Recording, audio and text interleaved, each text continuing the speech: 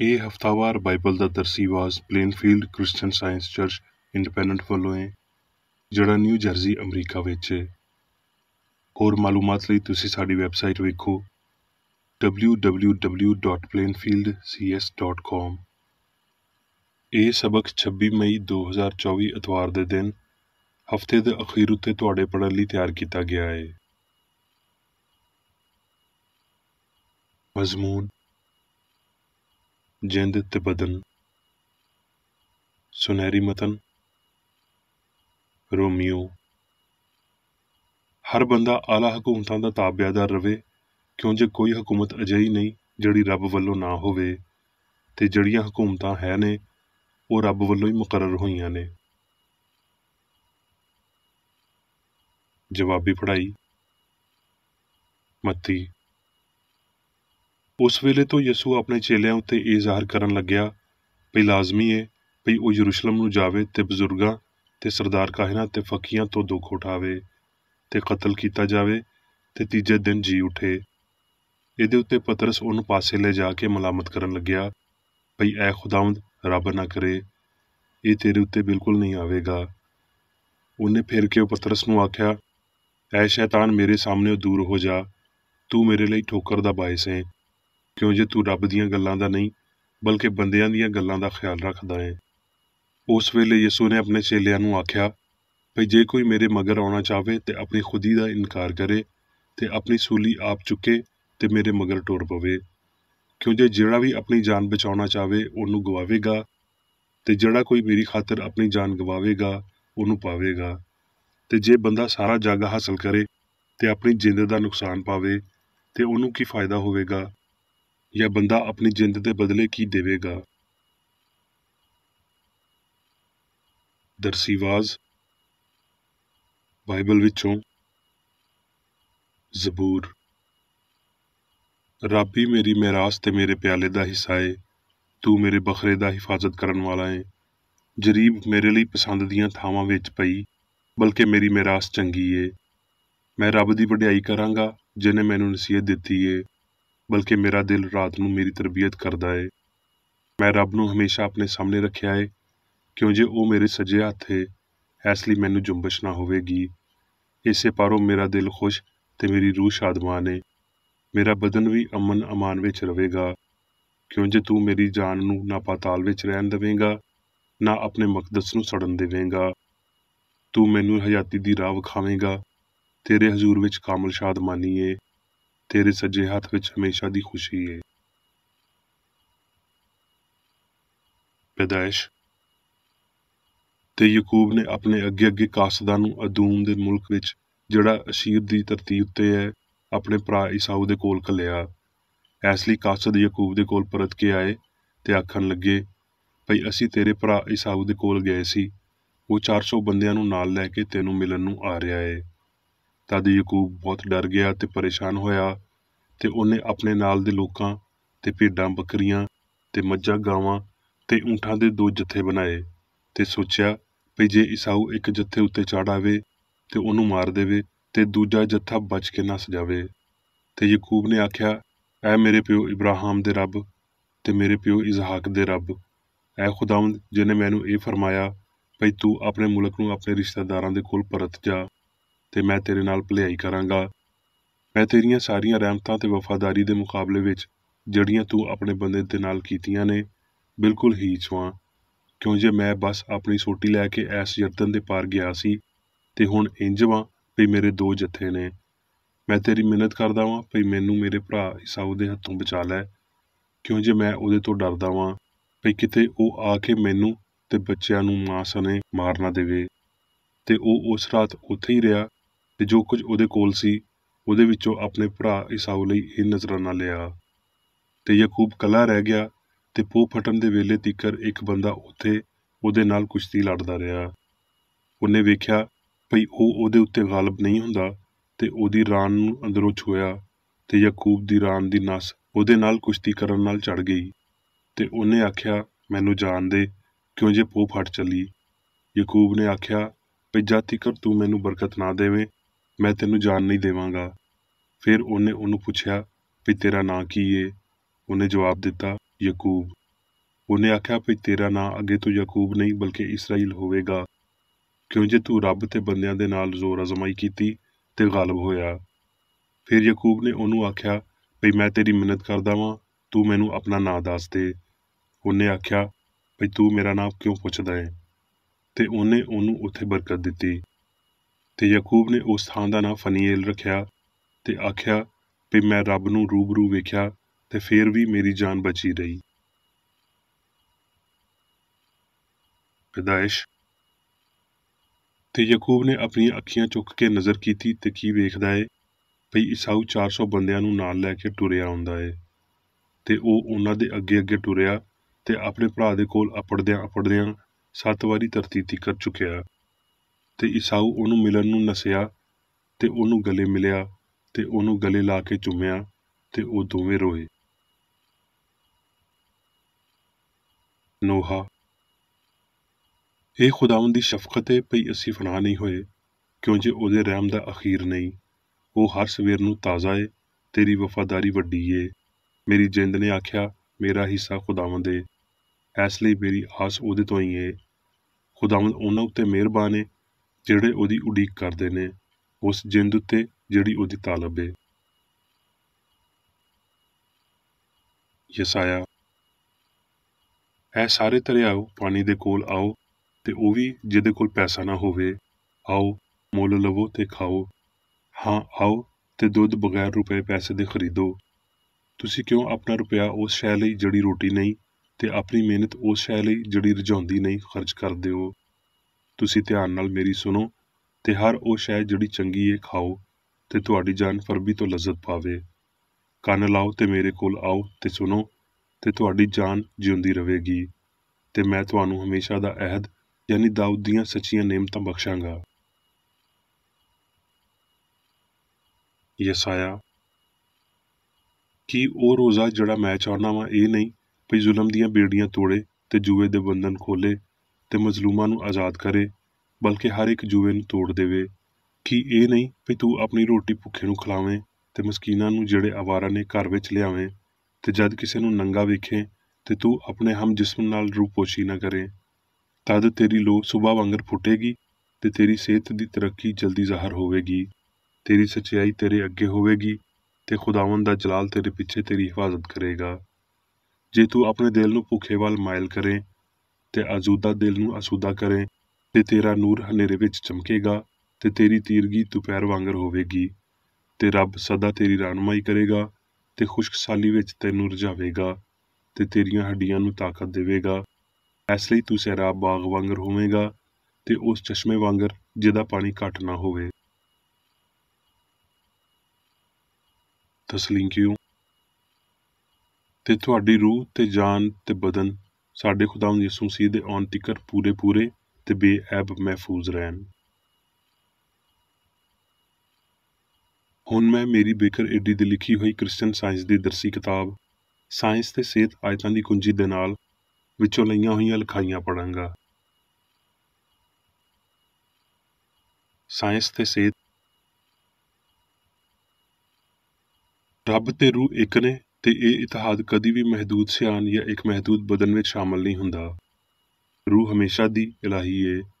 ਰੂਹ ਜਿੰਦ ਦੇ ਇਲਾਵਾ ਹਯਾਤੀ ਨੂੰ ਕੁਝ ਵੀ ਤਰਤੀਬ ਨਹੀਂ ਦੇ ਸਕਦਾ, ਕਿਉਂ ਜੇ ਰੂਹ ਬਾਕੀ ਕਿਸੇ ਵੀ ਸ਼ੈ ਤੋਂ ਬਹੁਤੀ ਅਹਿਮ ਹੈ। ਇਲਾਹੀ ਸਿਆਣ ਇਨਸਾਨ ਦੀ ਜਿੰਦ ਏ ਤੇ ਇਨਸਾਨ ਨੂੰ ਸਾਰੀਆਂ ਸ਼ੈਵਾਂ ਉੱਤੇ ਹੁਕਮਰਾਨੀ ਦਿੰਦਾ ਏ। ਇਨਸਾਨ ਨੂੰ ਮਾਦੀਅਤ ਦੀ ਬੁਨਿਆਦ ਉੱਤੇ ਨਹੀਂ ਬਣਾਇਆ ਗਿਆ ਤੇ ਨਾ ਉਹਨੂੰ ਮਾਦੀ ਕਾਨੂੰਨਾਂ ਦੀ ਪਾਸਦਾਰੀ ਦਾ ਹੁਕਮ ਦਿੱਤਾ ਜਿਹੜੇ ਰੂਹ ਨੇ ਕਦੀ ਨਹੀਂ ਬਣਾਏ। ਇਹਦਾ ਸੂਬਾ ਰੂਹਾਨੀ ਕਾਨੂੰਨਾਂ ਸਿਆਣ ਦੇ ਉੱਚੇ ਅਸੂਲਾਂ ਵਿੱਚ ਏ। ਇਨਸਾਨ ਦੀ ਸੋਚ ਨੇ ਇਸ ਮਫਰੂਜ਼ੇ ਦੇ ਪਾਰੋਂ ਲਫ਼ਜ਼ ਜਿੰਦ ਦੇ ਮਾਨੀਆਂ ਨੂੰ ਮਿਲਾਵਟ ਵਾਲਾ ਬਣਾ ਦਿੱਤਾ ਹੈ। ਭਈ ਮਾਦੇ ਵਿੱਚ ਰਹਿੰਦਿਆਂ ਹੋਏ ਜਿੰਦ ਬਦਕਾਰ ਤੇ ਨੇਕ ਜ਼ਹਾਨਤ ਦੋਵੇਂ ਹੈ। ਜਿੱਥੇ ਮਾਬੂਦ ਦੇ ਮਾਰੀ ਮਤਲੂਬ ਹੋਣ ਉੱਥੇ ਲਫ਼ਜ਼ ਜਿੰਦ ਦਾ ਮੁਨਾਸਬ ਇਸਤੇਮਾਲ ਸਿਰਫ ਲਫ਼ਜ਼ ਰੱਬ ਦੇ ਨਾਲ ਤਬਾਦਲਾ ਕਰਨ ਨਾਲ ਹੀ ਕੀਤਾ ਜਾ ਸਕਦਾ ਹੈ। ਦੂਜੇ ਮਾਮਲਿਆਂ ਵਿੱਚ ਫਹਿਮ ਦਾ ਲਫ਼ਜ਼ ਵਰਤੀਏ ਤੇ ਤੁਹਾਨੂੰ ਇਹਦਾ ਸਾਇੰਸੀ ਮਫਹੂਮ ਮਿਲੇਗਾ, ਜਿਵੇਂ ਭਈ ਕ੍ਰਿਸਚਨ ਸਾਇੰਸ ਵਿੱਚ ਵਰਤਿਆ ਗਿਆ ਹੈ। ਜਿੰਦ ਰੂਹ ਜਾਂ ਰੱਬ ਲਈ ਮੁਨਾਸਬ ਉਲਟ ਲਫ਼ਜ਼ ਨੇ, ਪਰ ਸਾਇੰਸ ਦੇ ਇਲਾਵਾ ਜਿੰਦ ਫਹਿਮ ਦੇ ਨਾਲ ਮਾਦੀ ਅਹਿਸਾਸ ਦੇ ਨਾਲ ਤਾਲੁਕ ਰੱਖਦੀ ਏ। ਠੀਕ ਸਮਝਿਆ ਜਾਵੇ ਤੇ ਇੱਕ ਅਹਿਸਾਸ ਮਾਦੀ ਸੂਰਤ ਅਪਣਾਉਣ ਦੀ ਬਜਾਏ ਇਨਸਾਨ ਇੱਕ ਸੁੰਨ ਬਦਨ ਲੈ ਕੇ ਫਿਰਦਾ ਏ ਤੇ ਰੱਬ ਜਿਹੜਾ ਇਨਸਾਨ ਤੇ ਸਾਰੀ ਮਖਲੂਕ ਦੀ ਜਿੰਦ ਏ ਆਪਣੀ ਇਨਫਰਾਦੀਅਤ, ਹਮਾਂਗੀ ਤੇ ਲਾਫਾਨੀਅਤ ਵਿੱਚ ਹਮੇਸ਼ਾ ਤਿੱਕਰ ਹੁੰਦਿਆਂ ਹੋਏ ਮੁਨਫਰਿਦ ਰਹਿੰਦਾ ਤੇ ਇਨਸਾਨ ਵਿੱਚ ਇਹਨਾਂ ਖੂਬੀਆਂ ਨੂੰ ਸਿਆਣ ਦੇ ਰਾਹੀਂ ਨਾ ਕਿ ਮਾਦੇ ਦੇ ਰਾਹੀਂ ਜਾਰੀ ਰੱਖਦਾ ਏ। ਇਨਸਾਨ ਦੇ ਖਿਆਲਾਂ ਉੱਤੇ ਧਿਆਨ ਦੇਣ ਤੇ ਹਸਤੀ ਦੀ ਸਾਇੰਸ ਨੂੰ ਰੱਦ ਕਰਨ ਦਾ ਸਿਰਫ ਇੱਕ ਹੀ ਬਹਾਨਾ ਰੂਹ ਬਾਰੇ ਸਾਡੀ ਬੇਖਬਰੀ ਏ, ਉਹ ਬੇਖਬਰੀ ਜਿਹੜੀ ਸਿਰਫ ਇਲਾਹੀ ਸਾਇੰਸ ਦੀ ਸਮਝ ਨੂੰ ਮੰਨਦੀ ਏ, ਅਜਿਹੀ ਸਮਝ ਜਿਹਦੇ ਪਾਰੋਂ ਅਸੀਂ ਧਰਤੀ ਉੱਤੇ ਸੱਚਾਈ ਦੀ ਬਾਦਸ਼ਾਹਤ ਵਿੱਚ ਵੜਦੇ ਹਾਂ ਤੇ ਇਹ ਸਿੱਖਦੇ ਹਾਂ ਭਈ ਰੂਹ ਲਾਮਹਿਦੂਦ ਤੇ ਬਹੁਤ ਉੱਚੀ ਏ। ਰੂਹ ਤੇ ਮਾਦਾ, ਲੋ ਤੇ ਹਨੇਰੇ ਤੋਂ ਵੀ ਬਹੁਤਾ ਹੋਰ ਨਹੀਂ ਘੁਲਦੇ ਮਿਲਦੇ। ਰੂਹ ਤੋਂ ਭਰੇ ਬਜ਼ੁਰਗਾਂ ਨੇ ਸੱਚਾਈ ਦੀ ਆਵਾਜ਼ ਸੁਣੀ ਤੇ ਉਹਨਾਂ ਨੇ ਰੱਬ ਦੇ ਨਾਲ ਉਸੇ ਤਰ੍ਹਾਂ ਹੀ ਗੱਲ ਕੀਤੀ ਜਿਵੇਂ ਇਨਸਾਨ ਇਨਸਾਨਾਂ ਦੇ ਨਾਲ ਗੱਲ ਕਰਦਾ ਏ। ਯਕੂਬ ਕੱਲਾ ਗਲਤੀ ਨਾਲ ਲੜ ਰਿਹਾ ਸੀ, ਹਯਾਤੀ ਮਵਾਦ ਤੇ ਜ਼ਹਾਨਤ ਦੀ ਫਾਨੀ ਹਿੱਸ ਦੇ ਨਾਲ ਕੋਸ਼ਿਸ਼ ਕਰ ਰਿਹਾ ਸੀ। ਜਿਵੇਂ ਭਈ ਇਹ ਸਾਰੇ ਮਾਦੇ ਦੇ ਨਾਲ ਇਹਦੀ ਝੂਠੀ ਤਸਕੀਨ ਤੇ ਤਕਲੀਫ ਦੇ ਨਾਲ ਮੌਜੂਦ ਹੁੰਦੇ ਨੇ।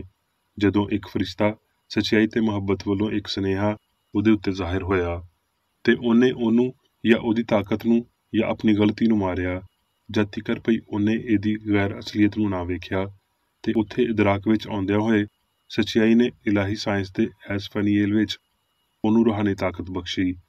ਫਿਰ ਰੂਹਾਨੀ ਮੁਬਸ਼ਰ ਨੇ ਆਖਿਆ, ਮੈਨੂੰ ਜਾਣ ਦੇ ਭਈ ਸਵੇਰ ਹੋ ਚੱਲੀ, ਯਾਨੀ ਤੇਰੇ ਉੱਤੇ ਸੱਚਾਈ ਤੇ ਮੁਹੱਬਤ ਦੀ ਲੋ ਪਵੇ।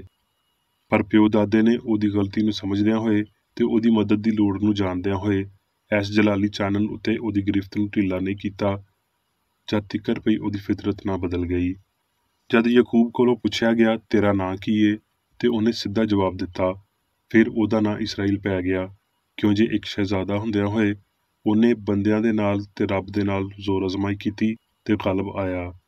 ਫਿਰ ਯਕੂਬ ਨੇ ਆਪਣੇ ਛੁਡਾਉਣ ਵਾਲੇ ਤੋਂ ਸਵਾਲ ਕੀਤਾ, ਮੈਂ ਤੇਰੀ ਮਿੰਨਤ ਕਰਦਾ ਵਾਂ ਤੂੰ ਮੈਨੂੰ ਆਪਣਾ ਨਾਂ ਦੱਸ ਦੇ। ਪਰ ਇਸ ਸਵਾਲ ਨੂੰ ਰੱਦ ਕਰ ਦਿੱਤਾ ਗਿਆ, ਕਿਉਂ ਜੇ ਕਾਸਦ ਬਦਨੀ ਹਸਤੀ ਨਹੀਂ ਸੀ ਬਲਕਿ ਇੱਕ ਬੇਨਾਮ ਇਨਸਾਨ ਦੇ ਨਾਲ ਇਲਾਹੀ ਪਿਆਰ ਦੀ ਗੈਰ ਬਦਨੀ ਤਫਵੀਜ਼ ਸੀ।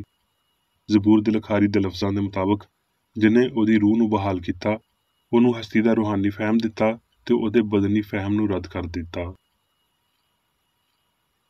ਇਸ ਲਈ ਯਕੂਬ ਦੀ ਕੋਸ਼ਿਸ਼ ਦਾ ਨਤੀਜਾ ਨਿਕਲਿਆ, ਉਹਨੇ ਰੂਹ ਤੇ ਰੂਹਾਨੀ ਕੂਵਤ ਦੇ ਫਹਿਮ ਦੇ ਨਾਲ ਮਾਦੀ ਗਲਤੀ ਨੂੰ ਜਿੱਤਿਆ। ਉਹਨੇ ਉਸ ਬੰਦੇ ਨੂੰ ਬਦਲ ਕੇ ਰੱਖ ਦਿੱਤਾ।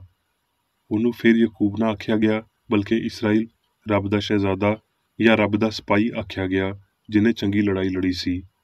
ਉਹਨੇ ਉਹਨਾਂ ਦਾ ਪਿਓ ਬਣਨਾ ਸੀ ਜਿਹੜੇ ਬਹੁਤ ਸੰਜੀਦਾ ਕੋਸ਼ਿਸ਼ਾਂ ਨਾਲ ਮਾਦੀ ਹਿੱਸਾਂ ਉੱਤੇ ਰੂਹ ਦੀ ਤਾਕਤ ਦੇ ਇਜ਼ਹਾਰ ਮਗਰ ਟੁਰ ਰਹੇ ਨੇ ਤੇ ਧਰਤੀ ਦੇ ਉਹ ਬੰਦੇ ਜਿਹੜੇ ਉਹਦੇ ਨਮੂਨੇ ਮਗਰ ਟੁਰਦੇ ਰਹੇ ਉਹ ਇਸਰਾਈਲ ਦੀ ਪੀੜ੍ਹੀ ਅਖਵਾਏ ਜਦ ਤੀਕਰ ਮਸੀਹਾ ਉਹਨਾਂ ਨੂੰ ਨਵਾਂ ਨਾਂ ਨਾ ਦਿੰਦਾ। ਇਹ ਫਹਿਮ ਭਈ ਅਨਾ ਸਿਆਣ ਏ ਤੇ ਇਹ ਭਈ ਮਾਸਵਾਏ ਇੱਕ ਸਿਆਣ ਤੇ ਜ਼ਹਾਨਤ ਦੇ ਹੋਰ ਕੁਝ ਨਹੀਂ, ਫਾਨੀ ਹਿੱਸ ਦੀਆਂ ਗਲਤੀਆਂ ਨੂੰ ਤਬਾਹ ਕਰਨ ਤੇ ਫਾਨੀ ਹਿੱਸ ਦੀ ਸੱਚਾਈ ਦੀ ਫਰਾਹਮੀ ਲਈ ਇੱਕਦਮ ਸ਼ੁਰੂ ਹੋ ਜਾਂਦਾ ਏ। ਇਹ ਫਹਿਮ ਬਦਨ ਨੂੰ ਹਮਾਹੰਗ ਬਣਾਉਂਦਾ ਏ, ਇਹ ਅਸਾਬ, ਹੱਡੀਆਂ, ਦਿਮਾਗ ਵਗੈਰਾ ਨੂੰ ਗੁਲਾਮ ਬਣਾਉਂਦਾ ਏ, ਨਾ ਭਈ ਮਾਲਕ ਬਣਾਉਂਦਾ ਏ। ਜੇ ਇਨਸਾਨ ਉੱਤੇ ਇਲਾਹੀ ਸਿਆਣ ਦੇ ਕਾਨੂੰਨ ਦੀ ਹੁਕਮਰਾਨੀ ਹੁੰਦੀ ਏ ਤੇ ਉਹਦਾ ਬਦਨ ਹਮੇਸ਼ਾ ਦੀ ਹਯਾਤੀ ਤੇ ਸੱਚਾਈ ਤੇ ਮੁਹੱਬਤ ਦੇ ਸਪੁਰਦ ਏ। ਬਸ਼ਰ ਦੀ ਸਾਰਿਆਂ ਤੋਂ ਵੱਡੀ ਗਲਤੀ ਇਹ ਹੈ ਭਈ ਉਹ ਇਨਸਾਨ ਯਾਨੀ ਰੱਬ ਦੀ ਸ਼ਬੀਹ ਤੇ ਸੂਰਤ ਨੂੰ ਮਾਦਾ ਤੇ ਰੂਹ, ਚੰਗਿਆਈ ਤੇ ਬੁਰਾਈ ਦੋਵੇਂ ਫਰਜ਼ ਕਰਦਾ ਹੈ। ਜਿੰਦ ਵਿੱਚ ਲਾਮਹਿਦੂਦ ਵਸਾਇਲ ਨੇ ਜਿਨ੍ਹਾਂ ਤੋਂ ਇਨਸਾਨ ਨੂੰ ਬਰਕਤ ਦੇਣੀ ਹੁੰਦੀ ਏ ਤੇ ਖੁਸ਼ੀ ਹੋਰ ਆਸਾਨੀ ਨਾਲ ਹਾਸਲ ਕੀਤੀ ਜਾਂਦੀ ਏ ਤੇ ਸਾਡੇ ਕਬਜ਼ੇ ਵਿੱਚ ਹੋਰ ਮਹਿਫੂਜ਼ ਰਵੇਗੀ ਜੇ ਜਿੰਦ ਵਿੱਚ ਤਲਾਸ਼ ਕੀਤੀ ਜਾਵੇਗੀ। ਸਿਰਫ ਬੁਲੰਦ ਲੁਤਫੀ ਲਾਫਾਨੀ ਇਨਸਾਨ ਦੇ ਨਕੂਸ਼ਾਂ ਨੂੰ ਤਸੱਲੀ ਬਖਸ਼ ਬਣਾ ਸਕਦੇ ਨੇ। ਅਸੀਂ ਜ਼ਾਤੀ ਫਹਿਮ ਦੀਆਂ ਹੱਦਾਂ ਵਿੱਚ ਖੁਸ਼ੀ ਨੂੰ ਮਹਿਦੂਦ ਨਹੀਂ ਕਰ ਸਕਦੇ। ਹਵਾਸ ਕੋਈ ਅਸਲੀ ਲੁਤਫ ਅਤਾ ਨਹੀਂ ਕਰਦੇ।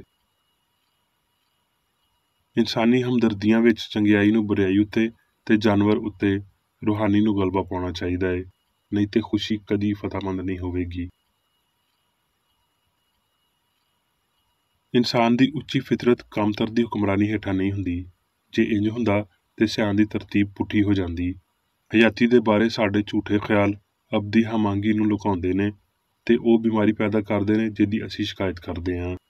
ਕਿਉਂ ਜੇ ਬੰਦੇ ਮਾਦੀ ਕਾਨੂੰਨਾਂ ਉੱਤੇ ਯਕੀਨ ਕਰਦੇ ਨੇ ਤੇ ਸਿਆਣ ਦੀ ਸਾਇੰਸ ਨੂੰ ਰੱਦ ਕਰਦੇ ਨੇ ਤੇ ਇਹਦੇ ਨਾਲ ਮਾਦੀਅਤ ਨੂੰ ਪਹਿਲੀ ਤੇ ਜਿੰਦ ਦੇ ਆਲਾ ਕਾਨੂੰਨ ਨੂੰ ਅਖੀਰੀ ਥਾਂ ਨਹੀਂ ਮਿਲ ਜਾਂਦੀ।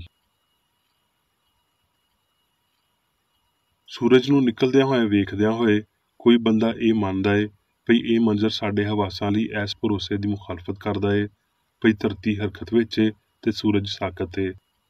ਜਿਵੇਂ ਇਲਮੇ ਫਲਕੀਆਤ ਨਿਜ਼ਾਮੇ ਸ਼ਮਸੀ ਦੀ ਹਰਕਤ ਦੇ ਬਾਰੇ ਇਨਸਾਨੀ ਨਜ਼ਰੀਏ ਨੂੰ ਤਬਦੀਲ ਕਰਦਾ ਏ, ਇੰਜ ਹੀ ਕ੍ਰਿਸਚਨ ਸਾਇੰਸ ਜਿੰਦ ਤੇ ਬਦਨ ਦੇ ਦੀਦਨੀ ਤਾਲੁਕ ਨੂੰ ਤਬਦੀਲ ਕਰਦੀ ਏ ਤੇ ਬਦਨ ਨੂੰ ਸਿਆਣ ਲਈ ਮਾਵਨ ਬਣਾਉਂਦੀ ਏ।